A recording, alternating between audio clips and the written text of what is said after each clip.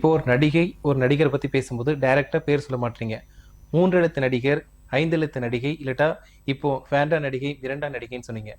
எதுக்காக சார் பேர் குறிப்பிடாம பேசுறீங்க, சொல்றீங்க?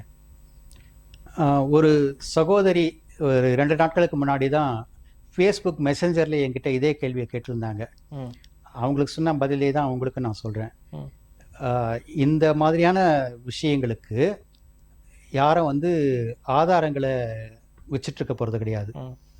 இப்போ நான் சொன்ன விஜய் பத்தின இந்த விஷயம், அவர் வந்து கலைஞரை மீட் பண்ணாரு, எடப்பாடியாரை மீட் பண்ணி கெஞ்சினாரு, இதெல்லாம் வந்து சம்பந்தப்பட்ட நபர்கள் சாட்சியங்களாக இருக்கிறாங்க இன்னைக்கு. அதனால அதையெல்லாம் என்னால் டேரிங்காக சொல்ல முடியும். ம். ஆனால் மற்ற விஷயங்கள் இந்த இடத்துல வந்து நான் இன்னொன்னையும் சொல்ல தோணுது. நான் இந்த இந்த பதிலில் சொல்லிட்டு அந்த விஷயத்த சொல்கிறேன். ஓகே.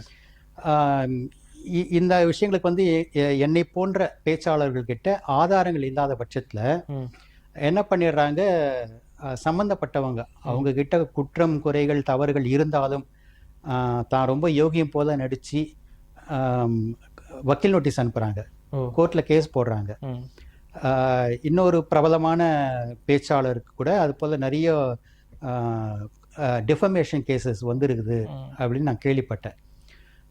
அந்த வழக்குகளை சந்திப்பதற்கான குறைஞ்சபட்ச பண வசதி அவங்களுக்கு இருக்குது. ம். அதனால வக்கீலை வச்சு அந்த கேஸை அவங்க நடத்தி ஜெயிச்சிருவாங்க. ம். எனக்கு அந்த அளவுக்கு பண வசதி கிடையாது. அதனால என் மேலே அந்த மாதிரியான டிஃபமேஷன் கேசஸ் வந்துன்னா நான் அதுக்கான எவிடன்சஸ் என்கிட்ட இல்லாத போது நான் வந்து கோர்ட்டுக்கும் வீட்டுக்குமா நான் அலைய முடியாது, என் வேலையை விட்டுட்டு. நான் ஒரு பிஸியான பிஆர்ஓவாக இருக்கிறேன்.